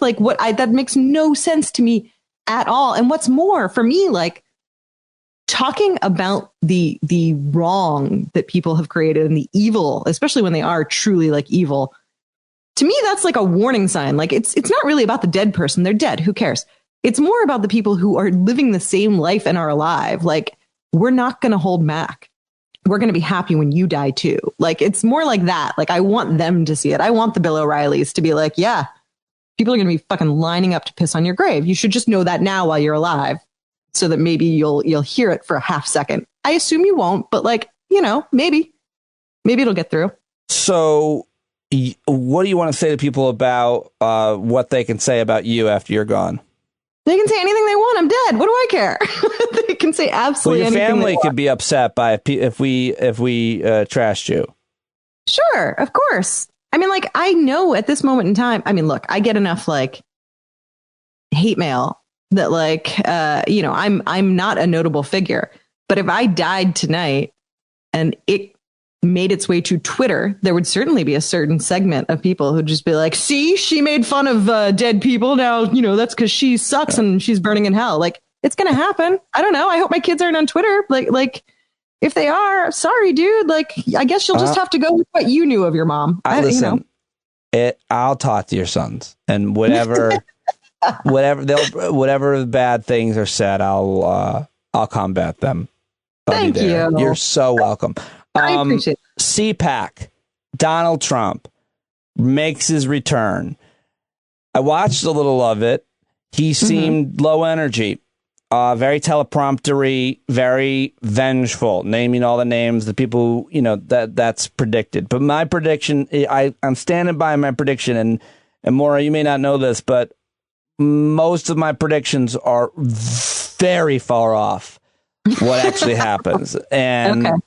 But I think that him without Twitter is the most important thing in the world. I think that that we cannot hear him scream is very important. He can't repeat his message, and that's how propaganda works. And I think nobody really cared that much about his speech tonight. And I think that Donald Trump is losing influence in the movement, which is all about him. And I haven't seen anything to change that. Do you agree, disagree, somewhere in between? What do you think the future of the Republican Party is with this guy who can't even tweet? I've definitely this is one I've sort of struggled with a little bit in terms of should we have access to seeing what these people are putting out? And are we just sort of ignoring it, but it's not going away? I've gone back and forth on all of this, but I've ended up in the place of believing that deplatforming is good and works, and that, it does substantially limit a person's influence when they are kicked out of these places where they otherwise were able to sort of spread whatever the hell terrible stuff they wanted to spread. So, yeah, I think it's great that he's off Twitter. I think that's really helpful, and I think that will, inherently limit what he can say and do. However, he's done a great job of creating entire networks now that are just fully, there to praise him and build him up. And so, as long as we still have OAN and for that matter, even Fox News in its current state, it's he's still getting it out there far too much. And there are still far too many people who are really excited to hear what he has to say. I would love to see him banished from more places. I think that's only good. But I don't necessarily feel that's over now. We don't have to worry about that. He still wields a tremendous amount of influence within the Republican Party. The results at the CPAC straw poll without Trump, obviously he's number one. Do you know what I'm talking about? I didn't say. It's the straw poll they always take about who's the likely best candidate for president. It's never predictive because it's a long time away and it's just never predictive, but it is still interesting. Number one, Ron DeSantis, the governor of Florida. Number two, Kristi Noem. I think she's North Dakota governor. Or is it South Dakota? I get them mixed up. Do we need either? Don Jr. is at 8%. Mike Pompeo is at 7%. Ted Cruz, Tucker Carlson. Josh Hawley, Nikki Haley, and Ivanka all got 3%. Rand Paul got 2%. You know who got 1%? You know who's left? Are you following along? You know whose name I did not mention? I don't know. 1%. Mike Pence. Oh, that's nice that they included him. I feel like that was a pity 1% there. That seems like, we feel a little bad. He was nice enough. Put him in there. Also, I feel like DeSantis is there because isn't CPAC in Florida right now? That's true. It's a good point. And you can't travel probably. Well, they probably are traveling. Oh yeah, they're all traveling like crazy, but still home field there. I feel like that bumps him up a little bit. Yeah. It's dispiriting to see how much adoration there is for Don Jr. because it's one thing too, Trump is just so ridiculous and terrible and awful, but Don Jr. is just that sort of distilled in a stupider form even. Yeah. So to latch on to that as that's who I want to follow is, that's really upsetting. How do you feel about if a guy makes a video standing in front of a bunch of guns? What does that bring up in you? Do you think he's tough, attractive. Sure, yeah. Because I'm seeing a lot of that. Actually, it was Don Jr. and what's her name? That lady from. Is that Marjorie Taylor Greene or the other? Well, maybe it was. Maybe it was Lauren Boebert of Colorado. I get them confused. I do not know. She one had from the guns crossed behind her, and I was like, what? I'm actually pretty fascinated with people's fascination and love of firearms. It is bizarre. It's like such a pure symbol of like, I hate everything. I'm not, they've just like full on taken that. Like I used to see guns and think, oh, you hunt. Like, oh, your deal is that you want to, See, I like guns. I've shot a bunch of guns and I love shooting targets. It's so much fun. And I'm being completely serious. I wouldn't, and I'm not gonna lie to you, I've videotaped myself shooting those guns. But I would never, I don't think I'd have guns as my backdrop, is what I'm going to say. And I want all the gun laws. And if all the guns went away, I wouldn't protest it. But I'm just saying, I guess I'm just saying I love guns. That's the real takeaway here. That's it. I mean, look, I've shot guns too. I have. Like, I grew up in the middle of nowhere. We had like hunting family. That happened. I'm not a big man. So for me, it makes sense, I think. I understand. You got to strap those to the back of your leg. Makes you way bigger. And, way bigger. That's, by the way, why I always think like I could never be a cop. Like if you gave me a gun and a badge, I would do bad things. I would be in such control. Good for you for recognizing that. Yeah, like who would? Good. I mean, like power is a very, very difficult to wield in any sort of appropriator. I carry a knife and a grenade, but I'm not a cop. I'm just safe. I'm a parent in 2021. Of course. Yeah, no, they issue grenades now. That's like the first thing they give you. It's like, here's a sign to pick up your kid from elementary school and a grenade just in case. All right, Maura. Anything else that you're paying attention to? Anything else that you're concerned about that you want to raise here at the very end of our conversation? I really appreciate you chatting with me tonight. Well, thank you very much for having me hang out. Always. That's a really good question. But, I think I would be on the lookout for some more talk about wealth taxes in the upcoming week, because I think that's going to be... What's a wealth tax? A wealth tax is a tax that is levied on individuals with extreme amounts of wealth, specifically wealth that they are hoarding and have taken out of circulation entirely. Would that be hard to implement? Conceptually, as like a whole, sure, but there are ways to do it that would be very straightforward and not that difficult. Cool. I'm for it. I live and work in a shed. I'm all for it. But it's a bright pink shed, you got a little something extra there. Thank you, Maura, as always. Thank you. All right, Maura Quint at Behind Your Back on Twitter. Follow her there. Always a great conversation. I certainly enjoyed that one. And she's so great on Twitter. Follow her and laugh at her jokes. They annoy me how funny she is. And let her know I sent you and you appreciate her joining us. Also support her organization, hacksmarch.org. Okay, so my next guest joins me for the first time, and I'm really excited to share my conversation with him with you.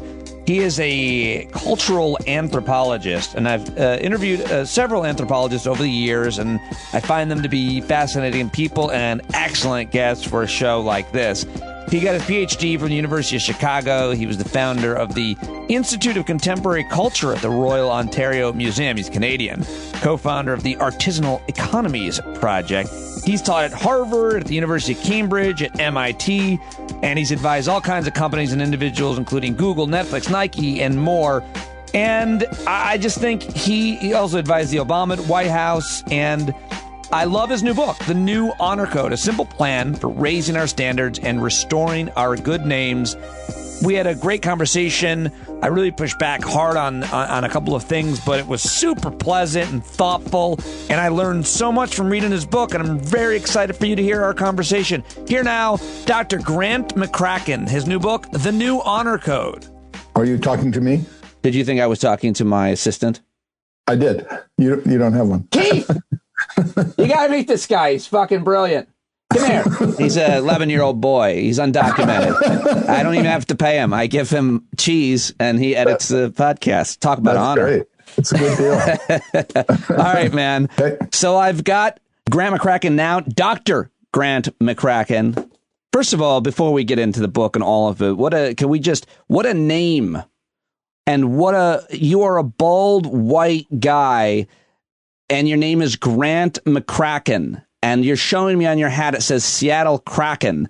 Right. I mean, this name is so perfect for you and your look. Is there anything, how does that fit for you? It fits well enough, I guess. I'm Canadian, so we're not normally predatory in our approach to life. But when provoked, I guess we are. What is the truth? And is it a myth that Canadians cannot actually extend their middle finger? It's not. Is it true? They can. Oh, look. Okay. People, they lie a lot. I think they're mostly from Toronto. They will say sorry as they do it, of course. That's the thing. That's the catch. Yeah, they'll punch you and then shake your hand and compliment you on how you took the punch. Right. Especially in hockey. So I've talked about you here in the introduction. The book is so fascinating, interesting, and I'll argue really important. But who, sir, do you think you are to decide what honor is? Let's just start there. Especially in America, a culture as diverse as ours, and you think about like Japanese honor versus Arab honor versus Syracuse honor, which I can tell you about. Who are you to decide, sir, what honor is and define it? I'm an anthropologist, which means I study American culture, which means it's kind of my job to see when a wheel comes off. And oh my God, has a wheel come off, right? We're surrounded by predators. We're surrounded by people who do horrible things and don't even appear to have any sense that they're doing horrible things, right? They just act as predators without apology or any sort of hesitation. They feed on the weak. And I thought, is there anything I can contribute to this? And I'd spent some time studying Elizabethan England, and they were dominated by this honor code. And I thought, well, maybe we could reverse engineer that thing and make it work for American purposes. If all we do is create a small shadow of a doubt when a predator is about to strike, to make him or her go, geez, I wonder if this is the right thing, or I wonder if this is a good thing. If that's all we can do is create a shadow of doubt, we will have done something good. Well defended. You would be the guy. You watch the car, you see where the wheels are, and when one comes flying off, you say, listen, I study this and have some thoughts about maybe how it could be changed. And you put it into a great book. The New Honor Code is so interesting. If you've not studied philosophy or ethics, like I have not, a little bit, I interview folks like yourself, but I'm not that smart. So reading your book, it gives me a lot of different things to think about. But you said just now, sir, that we are surrounded by predators. And you also mentioned my friend Lenore Skenazy in the book. I don't want people to get the wrong idea about what you mean by being surrounded by predators, because as she makes the case, and I agree, most people are good and most people are not predators. Maybe I'm not defining or understanding how you're using the word. I guess, you look at a guy like Nassar, the gymnastics coach, or Jeffrey Epstein, or every time you turn around, there's somebody doing something that's not just a little iffy, it's horrific. Wells Fargo mints credit cards for people who don't exist. The Harvard soccer team behaves itself in about as outrageous and sexist a manner as possible, and is apparently sort of given, they get off scot-free. It looks as if we have a problem over and above kind of the usual. Yes, there's a reservoir of goodness there. Feels like that's starting to empty out. Feels like. How do we measure any of this? How do you measure any of this? How do you decide how bad it's gotten in one society, culture, or another? And how do you measure it against the honor of Elizabethan time or any other time? Right. I think, a really good measure is the fact that predators are surprised when you call them on it. It's kind of like, oh, wait, you mean I can't prey upon interns? But you're saying there's something. Let me see if I can get this straight. I shouldn't prey on interns. That's what you're telling me. right? I mean, it's just astounding that we should have to tell people that they can't behave like monsters. This guy, Mike from accounting just told me the only place I could take my dick out is in the bathroom. How about this guy?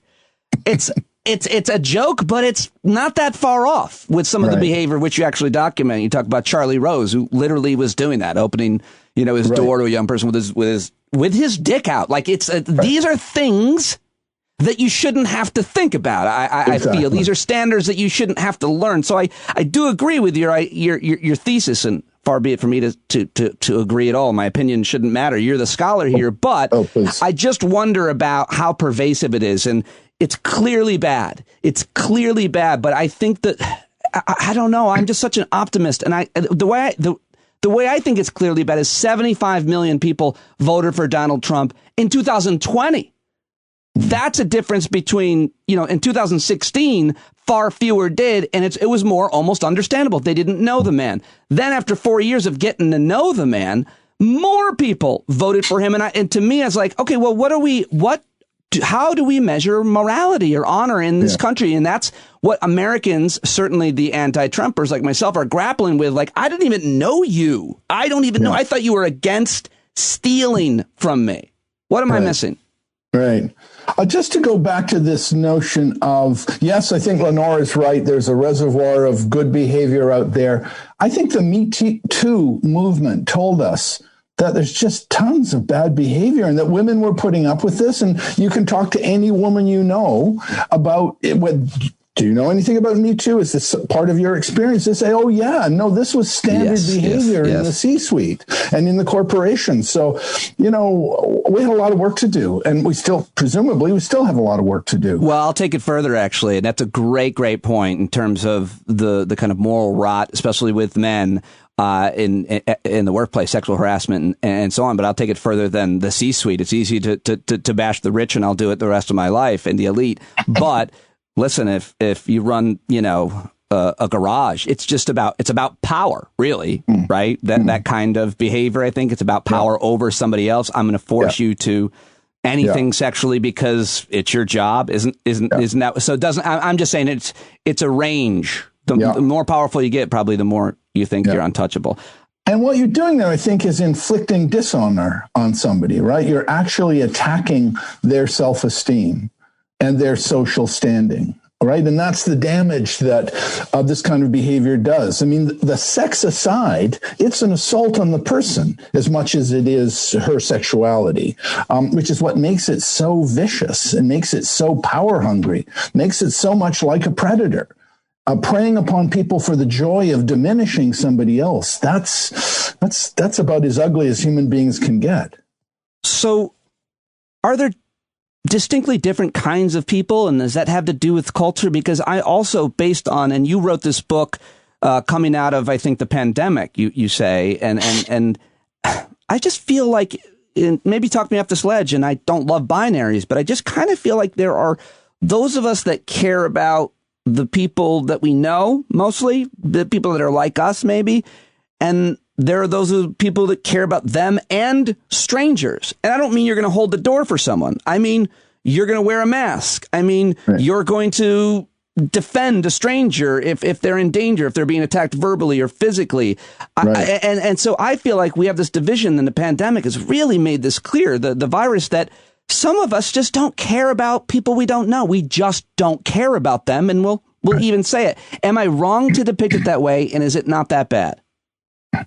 Yeah. I mean, I thought about this, and I thought, in a perfect world, we would take the kind of arts and humanities approach to this, and we would inspire people to empathize with others, that people they don't know. We would inspire them to do things for people from whom they weren't going to get something. And I thought, if that was enough to get good behavior out of people, ours would be a humane society. That's apparently not enough. And so what I was thinking about here is, listen, let's create that shadow of a doubt we were talking about before. Let's create that notion that I can build my social standing by being a good person. So one of the reasons I wrote the book is that I have a neighbor called Bob. Bob and I would walk his dog. I love Bob. Ray. I love this story. I'm glad you're long. I was going to get to it. Go ahead. Yeah. So we're walking along and he'd look over at a baseball diamond and say, oh, yeah, no, I helped build that. And we'd look at a hockey rink. Oh, I helped build that. It turns out half this community has been built by Bob completely without celebration or reward. And I thought, boy, we need more Bobs. We probably only have 5 naturally occurring Bobs in my little town. What if we had 50 Bobs? This place would be richer. And so I thought, how do you get that? And, the kind of moral religious point of view says, well, inspire people to care about other people, and this behavior will be forthcoming. But I thought maybe they will do it. If they were going to do that, we would have more Bobs. What we need to do is create an incentive structure, a reputation economy that says when you act like Bob, you get props. When you act like Bob, you get standing, you get stature, you get admiration in the community. That's what I'm after. This is how the classic idea of honor worked, right? It was your public standing and your stock would rise or fall according to the behavior you conducted in the community.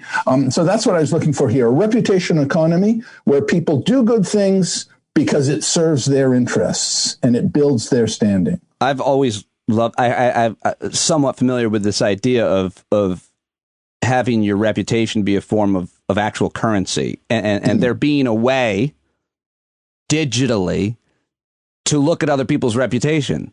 Right. Bruce takes his dick out at work. Michael has created more opportunity for a more diverse workforce for the last 12 years. Like you can find these things out. Bad behavior is charted. It's tracked. It's reported. It's not just, the things that you want on your resume. This is a fascinating idea, but how on earth, Grant, do we get to reputation being a form of currency? Do you really think that that's possible? I don't know. It should be, right? We have this magnificent digital technology that makes all of this easy. And clearly there are problems, right? We now live in a community where people are happy to hunt the reputations of other people and defame them and dishonor them for sport and for pleasure. So clearly we have our work cut out for us, but surely there's some way of creating, you think about that, there's that website called Glassdoor. And it's designed to help you learn something about the corporation you might end up working at. And it's got a whole set of comments about what it's like working there. And they must have found some way to sort out the stuff that's clearly malevolent from the stuff that's actually quite useful as an indication of whether this is an honorable corporation or not. When we talk about honor, how do we break it down into gender, into culture, ethnicity, socioeconomics, because that's my other, I guess the toughest question when I read about you and your work in this new book. Before I read it, I was wondering, well, we all define honor differently. And I know I kind of started with this, but how might we disagree on what is honorable in our local community, much less our family or the country as a whole? Yeah, I think it should be. I think that's one of the beauties of the idea of honor. That's one of the things that appealed to me, is that it really feels interdenominational, right? It's not about the left and the right can agree upon good behavior about a guy called Bob who helps build a Little League diamond. That's almost everybody says, yeah, Bob did a good thing for this community. It's not to do with identity or gender or ethnicity. All of those things really don't matter in this, it's a higher calling, as it were. Have you done something good for somebody? And as long as most people go, yeah, that was a good thing to do. And I think we're still, we're tempted sometimes to say, oh my God, we've fallen from the heavens. We're broken as a moral community. But I think there's some things are still clear, and most people are prepared to build a consensus that says, yes, that's a good thing that person does, and they deserve to have their reputation augmented. Talk to me. I love the book because you document and you introduce us to real people, often changing their names. Who is community organizer Aaron? Erin is this extraordinary woman who came into our community and took over the gardening club. And everyone said, you can't have the gardening club. That's to beautify our community. And she said, I don't care about beautifying our community. And she took over this little hut in the center of town, and she used it to give kids a new way of interacting with one another. And before you knew it, these kids were breaking off sunflower stalks and running at one another, and all hell broke loose. And the local parents were sort of horrified because this woman had turned their children into wild things, that Sendak notion, right? The kids just loved it because the kids were living under house arrest, and they were being helicoptered, and they were being monitored every second of the day. Here was this space created by Erin where all hell could break loose, and routinely did break loose. And the parents would go, well, I'm not sure what's going on here, but if my child survives this interaction, it appears to make them happier. So here was a woman creating something this community really needed. She did it without pay. She did it with much, she didn't even get much admiration for it, but that's classically the kind of person who does something wonderful, who deserves to be honored for her accomplishment. Well, because if you're going to break something and it stays broken and the outcome isn't a positive one, you're no longer welcome into the community. I mean, I tried to stand up for what's right at the PTA when my kids were young. Grant, I was removed from the meeting, and and the PTA lady was like, I want security from that man. And I was like, you're stealing from, you're taking money from, it was like, so, and all these people had told me what was happening, and I was a guy whose reputation was I stand up to the bully, and so I did, and I was like not allowed near anybody for like a year, and it was horrifying that someone would think that I was like it was horrifying. Sometimes you try to do the right thing, and I stand by everything I did at that day and around that time, and it ruins your reputation in the community. I went from being the well-known guy that everybody liked to, oh my God, that guy is going to give you a hard time if you fuck up. Sorry to make it about me. Let's talk about... No, I think, can I just build on that? If I could, I spent a little bit of time in the book thinking about those cases where somebody who has acted honorably and knows that he or she has worked from honorable motives somehow gets turned on by a community, gets scorned and haunted and beat up online especially. It takes a special kind of courage to stick to your guns and say, I know who I am. I don't need external approval to have a good opinion of myself. In point of fact, I think that's what an honor code can do, is give people a sense of their own self-respect, so durable, so bulletproof that the community can come for them and they can stand up to it, right? Because they're the arbiters of what matters. They're the arbiters of what counts. They have an honor code, and they've used it to govern how they behave. How do you change the honor code in your corporation, in your company? I've talked openly and publicly about my time at SiriusXM potentially winding down because of the brutal arguments I had with executives over them rehiring Steve Bannon. And I went from the brown noser that the executives love to talk, the conduit to other on-air talent people, to getting let go, I think, potentially partially because of that, because I was problematic. I stood up for, I didn't think we should rehire this guy. You talk about Wells Fargo. You understand the problems with corporate culture and honor. But to me, there's so much rot in corporate America, and we can talk about why. It's pretty obvious why, in my opinion, like quarterly capitalism, making the shareholders happy. Who gives a shit if you're going to hire a Nazi? If you're going to sell subscriptions, it's going to sell more than you lose. So how do we deal with that? Corporate honor, where the incentives are wrongly structured. Yeah. It feels like the corporation is kind of reeling. There are so many demands being made of it. And, we talk about purpose brands, social purpose brands and all. The corporation used to be such a simple operation, right? Some company made hammers, and did they make enough hammers? Did they make enough money selling hammers? The world was pretty simple. And now they have all of these additional things to think about. And they're not designed, actually, to be moral creatures. So they don't have something built into the C-suite where they're now governed by a moral sense of themselves. I mean, I make some part of my living as a consultant to the corporation, and I'm astounded by how moral people often are. Over and above the requirements that I would have thought necessary, you've got people sweating the details. Is this honor?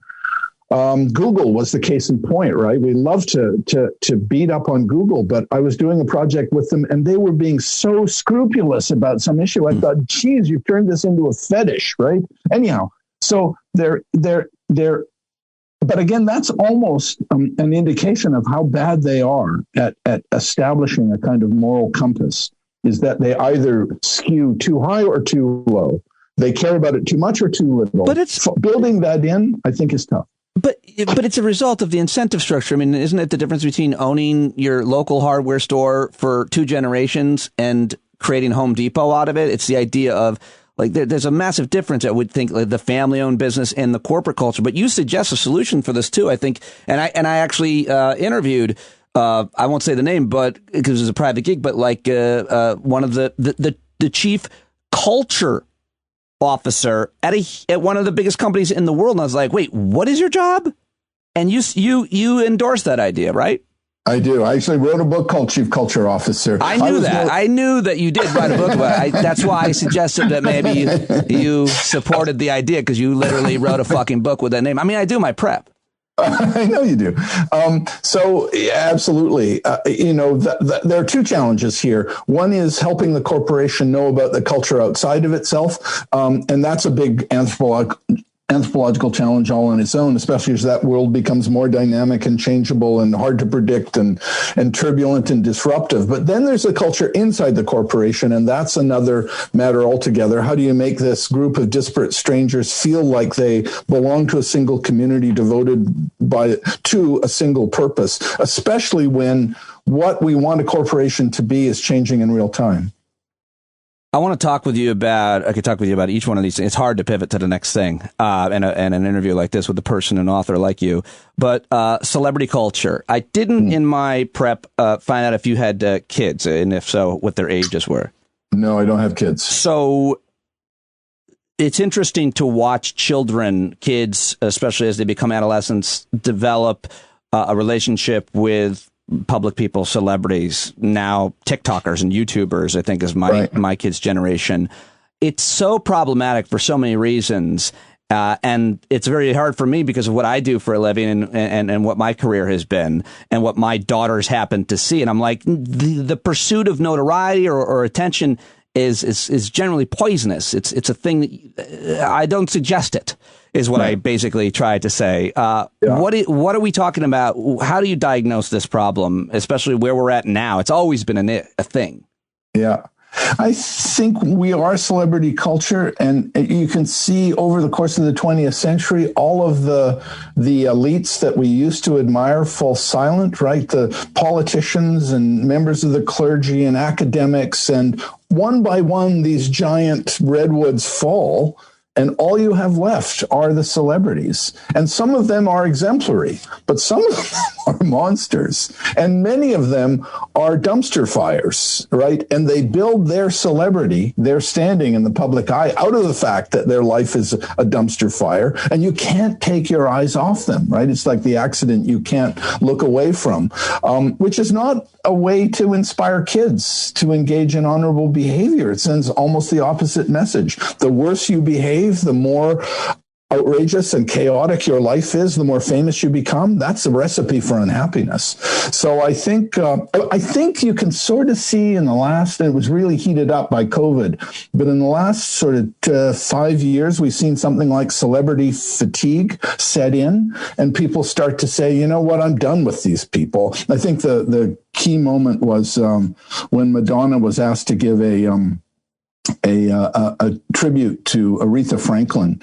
She managed to mention herself something like 77 times and Aretha about 4 times. And everyone said, okay, we're done. Thank you so much thanks for playing. I think there's a certain amount of celebrity fatigue. And in COVID, of course, when people were giving us advice on how to live from their citadels, magnificently appointed citadels, that got old fast. So, I think we're having our doubts now. What about parenting? What do you think that we can do to instill a kind of honor code into our kids? My answer is to role model the right behavior, but I'm not sure how that transfers, is seen, interpreted, or not. But I like to think it's the best way. But and then we have different kind of ideologies. I'm not religious. Some people are religious, and where does your moral code or your honor draw from? But I want to think there's some general agreement on that when it comes to parenting and what your kids see and how you relate to and talk to them, because I think that's where everything starts. Yeah, I couldn't agree more, and I think it's that role modeling is the way it works, and some of it's just reflexive. I remember being in the car with my dad, going for a drive. You know how excited it is to be with your dad, and I was flipping around the radio, and it was all religious programming. And I was like 8 or something, not very bright. I said, well, enough with the religious programming. Could we not have something that bears some connection to popular culture? And he said, they're there, right? They're people for whom this is a lifeblood. And you take that away and you think it's just a stray remark from him, but it's tolerance, it's forbearance, it's empathy. It's him saying, look, you're not the only person in the world. So it's that beautiful teaching moment that I think works beautifully. Yeah, you keep coming back to listening. Yeah, that's the anthropological stock and trade. Totally. It's supposed to be my stock and trade too. I feel like I've talked too much and had a couple of Madonna moments myself here, but that tends to happen. Listeners know. I really want to ask you about pretty much every person that you document here, but people are going to have to buy the book because I think it's really important that you do that.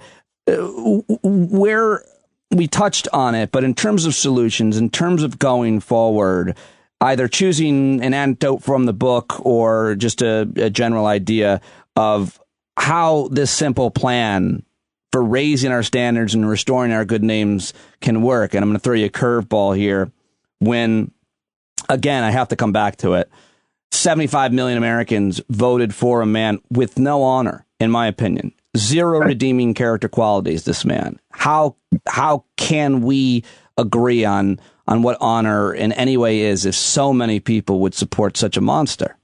Yeah, that's, I've looked at that a lot as an anthropologist. The Ford Foundation hired me to go looking for the missing middle of American politics. So I have had a chance to talk to people on both sides of the aisle. And here's what I learned about a lot of Trump supporters. And I'm horrified how patronizing this is, or the anthropologist comments on Trump supporters. But here's the truth, as I understand it. I don't know, many millions of those 74 million people hired this guy to get a job done. As far as they were concerned, Washington was a swamp. They could feel their own economic circumstances drawing ever nearer to a cliff called the end of the industrial economy. They thought, oh, my God, this is not good. Washington has to do something. Every time they looked at Washington, they saw people with their heads in the trough. They said, who? So this guy called Trump comes along, and they weren't voting for him as a moral exemplar. They didn't see him as a man of, some of them love him beyond measure, but most of them, I think it's fair to say, just said, this is a guy who can get the job done. This is a guy who can fix my economic future. And that's why they voted for him. And when people turn around and say, oh, you're racist, you're a monster, you stand for everything that's bad in America, you are the personification of dishonor, I think they look at that and go, holy cow, all I want to do is fix my economic future. But they're not... and I'm getting dishonored for it. That's But they're not listening. Going back to listening, that's the thing. Because if they were listening, they would hear the screams of black people. So I think I disagree with you, because I think that I agree with you entirely in terms of what you're saying. I just want someone who can make it right for me. But what I hear is making it right, is making it white. It's white supremacy. Ooh. That's what they wanted. You don't see that. You don't hear. That's all I hear. I hear from black people all the time. Their screams, and I'm white, and I've lived a pretty great white life. But that's what I hear. How do they not hear that, I guess, when it comes to listening and it comes to honoring, regardless of your race, ethnicity, gender, and all of that? He represents anti-gay and anti-trans and anti-black, and that's what they want. You didn't see that when you talked to them. I talk to lots of people who are deeply decent, entirely honorable, not a trace of racism or anti-Semitism or a sexism in them, who just thought, this is a pragmatic decision. It's not a moral decision. I would like to keep my home. I'd like to send my kids to college. I'm being pushed out of the industrial economy. My future looks grim. And for those purposes, you just say, look, you make a pragmatic decision. Anyhow, who am I to talk for tens of millions of people? But I think there's a picture to be painted here of the Trump supporter that's vastly more sophisticated and nuanced and empathic than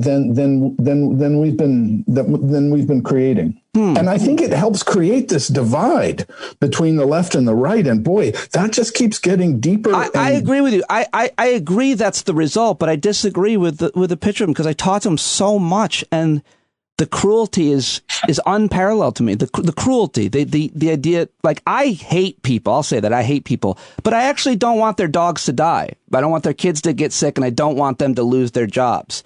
And even though I hate them, I don't want them bad things to happen to them. And of the many, most Trump supporters I talked to were fine. We're okay with it. They were okay with terrible things happening to the people that they disagreed with. Let's move on, though, because I know that's not what you talked about in the book and necessarily read about, and I certainly would love to discuss that more. But cultural anthropologist, you don't get to talk to him very often, and you have so much really important stuff in this book. And I just want to ask you about Lance Armstrong, because I feel like if someone does a terribly dishonorable thing, in this case, lie about who you are, much less steal or even rape or murder, my feeling is if you recognize what you have done wrong and you want to be a better person, I'm all for that. I'll do whatever I can to help you and find redemption, and I will forgive that person, whether it's Lance Armstrong or someone that I know personally. That's not what he's done, I don't think, and I think that's what you're saying. But take the case of this guy that most people are familiar with what he did. Right. Or didn't do. I think we're talking about a guy who stole medals from other people, right? There are people who came in fourth because Lance came in first. And he did it with, systematically and with a systematic corruption of the sport. And when he was accused of bad behavior, he refused the accusation and he deflected it onto other people who were guiltless. And you can say, look, everybody in the sport was doping. So, of course, you have to go along. If you want to be a cyclist, you have to dope. But that's the slippery slope, right? And that's, in fact, what an honorable guy, what a leader can do is to see if he can win without dope when everybody else is doping. That makes it clear. That puts the lie to this notion of, hey, everybody's doing it, I have to do it. But he didn't do that. He went ahead and corrupted the sport. He stole medals, and now he'd like to, and he did it over years and years, and now he wants to come back. And I think I like your point of view. I like this notion of this is some part of the great generosity of American culture. Hey, everybody can make a mistake. You're welcome to come back in as long as you've seen the light. You're welcome to come back in. And I think. But this guy was so badly behaved for so long. I think the notion that he should just be returned to favor, that he should have his honor restored, it's got to be wrong. Totally agree. I took a question from a very smart listener of mine for you. I don't know if I know it's a good question. I don't know if it's a right question, but I want you to know as I ask it, I don't know what he's talking about, but I know you will. He's a kind of a scholar like you. Anyway, he writes, Elizabethan, how do you say it? Elizabethan. Yeah. Elizabethan. Society had a strongly hierarchical structure. Honor in that society worked because there were gatekeepers.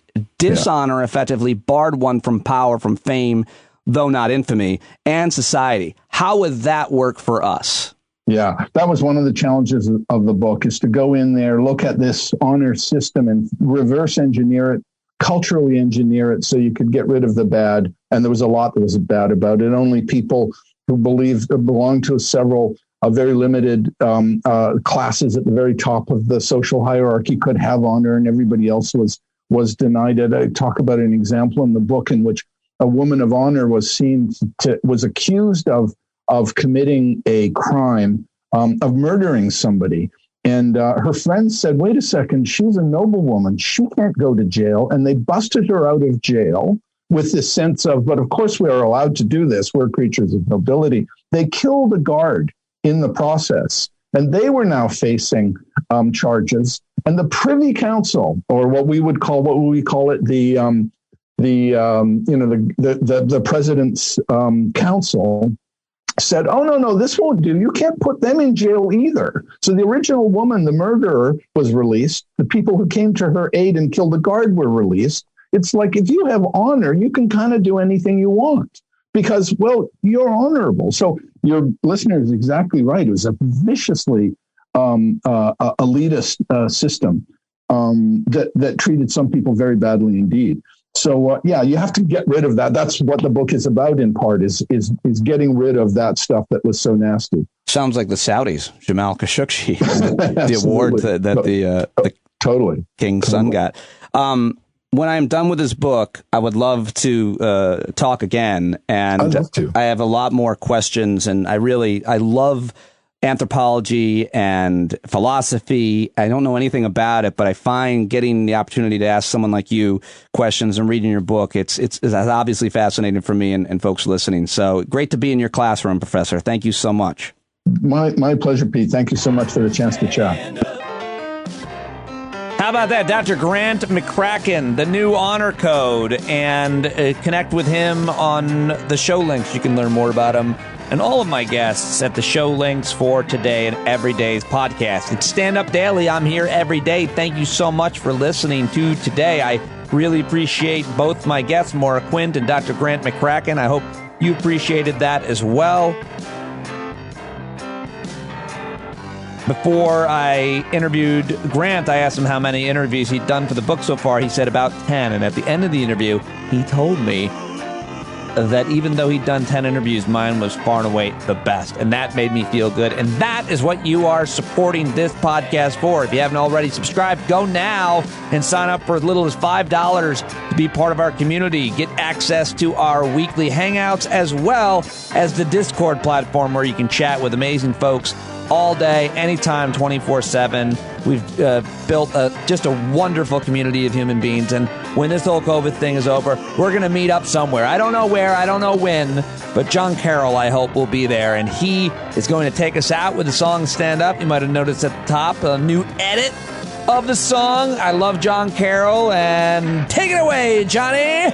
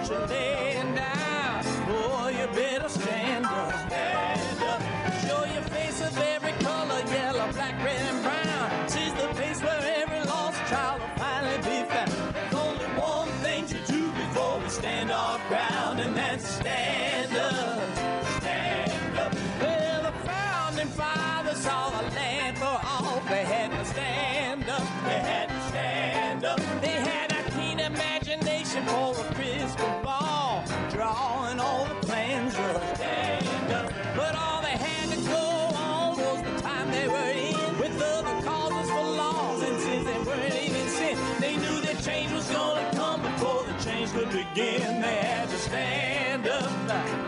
All right, they had to stand up. We got to stand up. We got to look the devil square in the eye. We got to let him know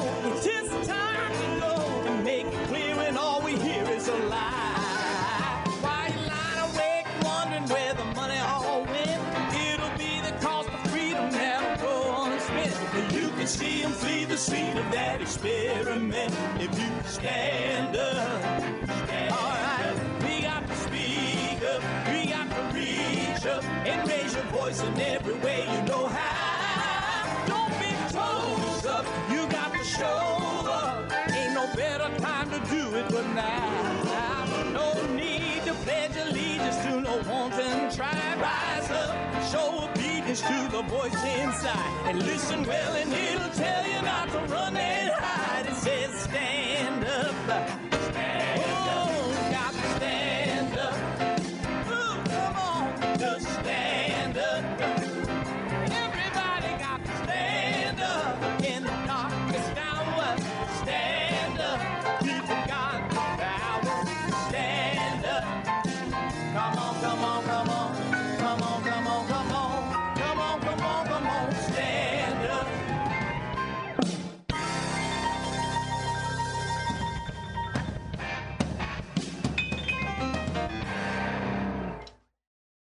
All right. Thank you, show enders, for listening all the way to the end, and happy March to you. I have a question for you guys listening right now. What does March mean?